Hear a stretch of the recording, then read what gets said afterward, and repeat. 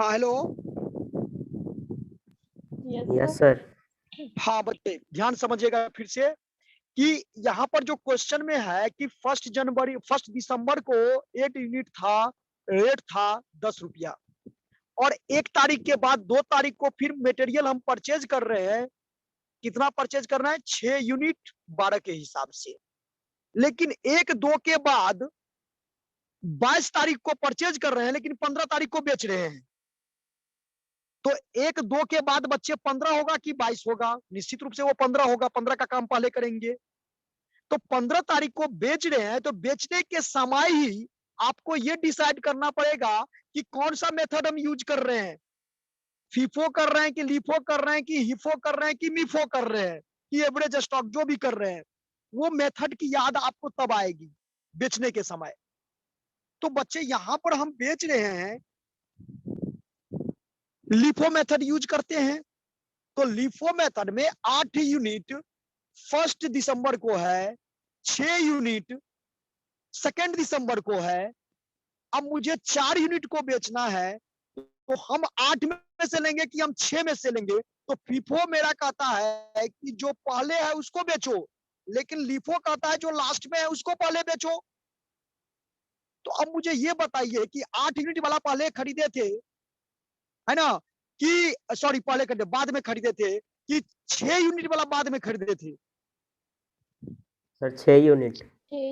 6 वाला। यही तो लास्ट का मतलब क्या होता है? लास्ट इन फर्स्ट आउट, मतलब जो अंतिम में आया उसको पहले बेचना है। तो अंतिम में तो 6 यूनिट आया है, तो 6 यूनिट में से 4 यूनिट बेच देंगे। अब आपके पास उस डेट में, यानी 15 तारीख के डेट में आपके पास मटेरियल का बैलेंस क्या रह गया?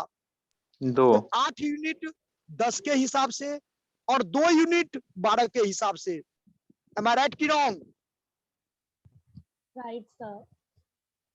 फिर से सुन लो, जब हम 6 में से 4 बेच दिए, इसलिए 6 में से बेचे क्योंकि वो लास्ट में आया था, और हम लोग का मेथड भी है last in first out.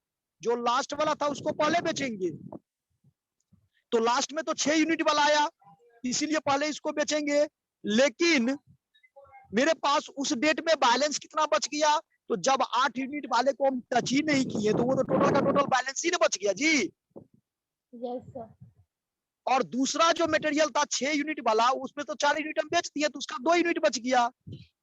Yes sir. जब ये 2 मटेरियल आ गया मेरे पास बैलेंस 15 तारीख को, तो फिर 22 तारीख को हम परचेज कर रहे हैं 10 यूनिट 16 के हिसाब से। तो बच्चे मुझे ये बताओ कि 10 तारीख को, सॉरी 22 तारीख को आपके पास कितना टाइप का मटेरियल रह गया? तो पहले 8 यूनिट 10 के हिसाब से 3 टाइप, 8 यूनिट 10 के हिसाब से, 2 यूनिट 12 के हिसाब से, और 10 यूनिट 16 के हिसाब से। मतलब सीक्वेंस में रखना है। सीक्वेंस में रखने से फायदा ये है कि उसमें जैसे जैसे मटेरियल आएगा वैसे वैसे उसको बैलेंस में रखते जाना है, अगर बेचे नहीं तो। अब 22 तारीख के बाद देखो क्या है। 22 के बाद कितना तारीख था जी? 22 के बाद 31 तारीख है। सर 31st को सेल कर रहे हैं। कितना सेल कर रहे हैं? 14 यूनिट 25 रुपए से। 14 यूनिट नहीं, सेल कर रहे हैं। पर रेट तो देखना ही नहीं है आशुतोष, इसमें रेट हम लोग को जज करना पड़ेगा। रेट को कुछ नहीं, सर रेट उसको को 16 के रेट से सेल करेंगे। उससे मतलब नहीं है। 16 14 उसको नहीं हम देखेंगे, हमारा मटेरियल किस रेट के हिसाब से आया है। तो अब देखो टोटल नंबर ऑफ यूनिट कितना बेचना है हमको? 14 यूनिट। अब देखो प्रिया, इसमें से पहले हम किस में से लेंगे? तो जो 10 आया है उसमें से ले लेंगे। लास्ट वाला तो 10 ही ना था जी। हाँ तो सर, हाँ सर उसी से लेंगे। तो 10 यूनिट 16 के हिसाब से बेच देंगे। Yes sir. 4 यूनिट मुझे और लेना है, तो उसके बाद सेकंड पोजीशन पर कौन था? 2 वाला ना। यस सर, दो यूनिट जो बचा था वो 12 के रेट से। 12 के रेट से चला जाएगा, तो 10 दोबारा ले लिए। बाकी कितना बच गया? दो मुझे और लेना है। तो 2 किस में से 10 के लेंगे? रेट से, तो 8 स्टार्टिंग वाला। हाँ 8 वाला। चलिए तीनों काम कीजिए। ये 14 यूनिट हो जाएगा। उसके बाद जो क्लोजिंग स्टॉक बचेगा आपके पास में वो कितना हो जाएगा? 6 unit at the rate of rupees sir 10 यानी 60 रुपया आपका 60 क्या हो गया? क्लोजिंग बच स्टॉक जाएगा बैलेंस। आया समझ में? यस सर आ गया। अब देखो सिर्फ डेट को देखना है इसमें, कौन पहले बेच रहे हैं, कौन पहले परचेज किए हैं, बस इसी चीज को तो ध्यान में रखना है।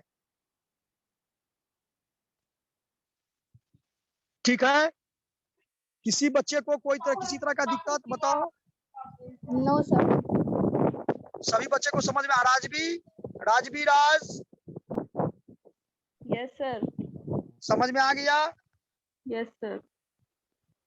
और बताओ पीयूष कहाँ है? Piyush Goyal, Piyush yes sir. Yes sir. समझ में आया? हाँ sir. Abhishek Anand, yes sir. Okay. रजत बताओ। यस सर आ आकाश गया। कुमार आपका कैमरा बंद है। आकाश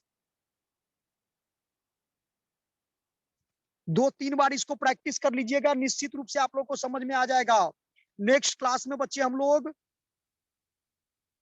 हिफोम मेथड को यूज करेंगे, समझेंगे उसको।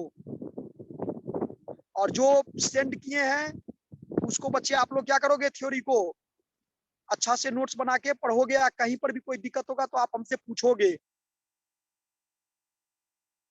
ठीक है,